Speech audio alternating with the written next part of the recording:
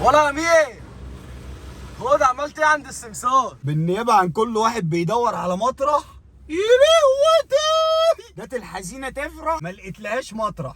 السلام عليكم، حضرتك عارض شقه بالرقم الفلاني في المكان الفلاني؟ عينيا يا باشا تنور. ممكن استفسار بسيط بس؟ معلش انا قليل الذوق وقليل الادب. حضرتك مالك يوم قطعك في النص. لا انا ابو مالك، انا مش بسال على صله القرابه. حضرتك صاحب الشقه ولا سمسار؟ يا باشا العمليه واحد في بيتها يعني، ما تشغلش بالك، احنا حاسين بالشباب وعارفين الدنيا، وبعدين ده احنا واخدين الملك من صحاب الملك عشان احنا نحس باللي عايز يشتري الملك.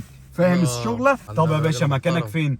اركب البطاش وتعالى. بطاش؟ السلام عليكم يا باشا، انا على اول البطاش. لا ما انت هتاخد تنايه بقى وتخش لحد اخر البطاش. قال انا وصلت اخر البطاش. ثواني كده يا باشا خليك معايا.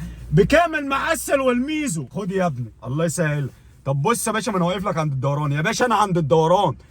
انت عند الدوران الاولاني. لا ما هو انت هتاخد توك توك وهتكمل لحد الاخر يا باشا. انا قربت اوصل للبحر يا باشا. هو انت واخد جزيره ومملكها وبنيها وهتبيع فيها؟ يا باشا ريحني. الشقه فين؟ اهي الشقه اهي، اخر دور. اخر دور مش كان التاني علوي؟ فرق ما بين التاني وما بين التامن ولا اي حاجه، هي بس في تشكيله الحروف. وبعدين عندك ميزه ان السلم مريح وواسع لدرجه ان انت ممكن تعمله جراج تريلات. متخيل الشغله؟ طب انا ما كنتش جاي على كده. المهم نطلعوا نبص بالنسبه للسقف والشتاء وبتاع. لا معلش بص، صلي على النبي، انا السقف ده صارف عليه قد حق الشقه مرتين ونص. انا عامل ارضيه مواد كيماويه، وفوق المواد الكيماويه عامل سيراميك البلاطه 120 متر. وبعد كل ده ما استريحتش غير لما عملت ماده عازله ورشيت فوقيها بلاك. ايه يا باشا وانت دافن اثار؟ ايه يا استاذي؟ طب لما نبص على الشقه، انا نازل ابص على الشقه، ها يعني اللي انت صارفه على السقف اللي هيشوفوه الناس من فوق ببلاش، اكيد تحت بقى اللي متداري في الاربع حيطان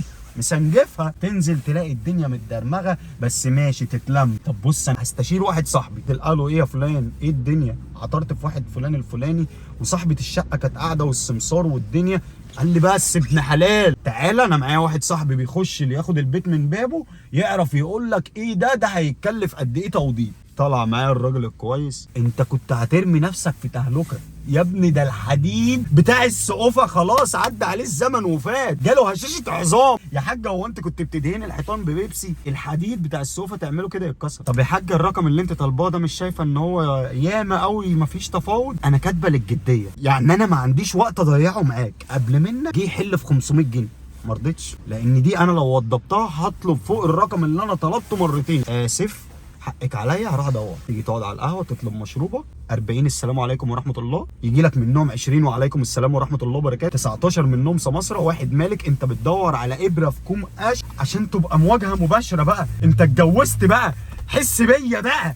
عايز بقى انا والشباب بقى ناخده وندي انا وانت في الكلام. ما تسلمش رقبتي للراجل دوت. الراجل دوت بياخد منك الشقه عامله قرشين بيحط عليها 6 قروش وانت بتريل قدام منه. ما نحسه ببعضينا، وانت تديني وانا ادي ده وده ياخد مننا، وتبقى الدايره كده مكتفيه ذاتيا. كل واحد مش لاقي اي حاجه يعملها يقوم جاي راح شاري جلابيه ب 500 جنيه كوبايه شاي ميزو والشيشه بتاعتي اللي هي بتتسلك انت فاهم، وقاعد على الام. لا والله دي عامله نص مليون والله، ده من بق صاحبها، وصاحبها اساسا طالب فيها 100,000. طب ده انا يا ابن الحلال بايع شقه في الوردان العاصمه، وكانت المنطقه كلها بالبيت بالسكان اللي انا فيهم بصلي ان انا ببيع، وطالع بزبون ونازل بمشتري، واللي واقف تحت عمال يبص، واللي ساكن في وشك عمال يبص، والدنيا خربان. مسكت منها 100,000 جنيه. قال لك الولا ابو 100,000 جنيه اهو. ال 100,000 جنيه ماشي بيهم في الشارع. انا بقى بدور على هدوم، وعايز اجيب عربيه، وعايز اروح املك شقه، وعايز اجيب ذهب، وعايز ادخل، وعايز اجيب شبكه،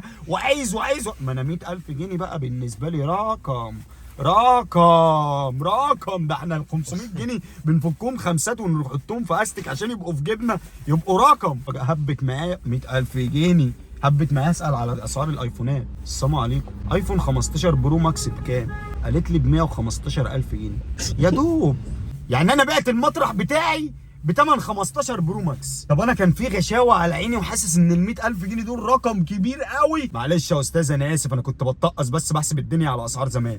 تيجي انت بقى تحسبها كده وانت بتدور على شقه ومعاك راس مالك اللي عايز تدفعه عربون وتبقي قرشين، تلاقي نفسك في يومك بتصرف لك بتاع 200 300 جنيه وانت بتدور. تيجي اول ما تلاقي الشقه تيجي تدفع العربون خس النص بسبب السماسره والمكاتب اللي ماسكين الشقق وعايزين عموله. فانا من مكاني هذا بقول للناس اللي خدوا مني الشقه لو ينفع يعني نرجعوا البيعه بسعر زمان. انا اسف، انا عيل صغير. عارف لما كنت تشتري حاجه ويجي ابوك معاك يجي يلطش لك بالقلمه ويقول لك انا مش بعته، يجيبها ويخش عند البياع يزعق البياع يتخض يقوم مرجعها له. انا بكره جاي لكم انا وابويا اخليه يديني كام قلم يلطش لي، وانا يا عم هسكن عندكم. انا هرجع مطرحي، بيتي اولى بيا من طلع من داره اتقل مقدار.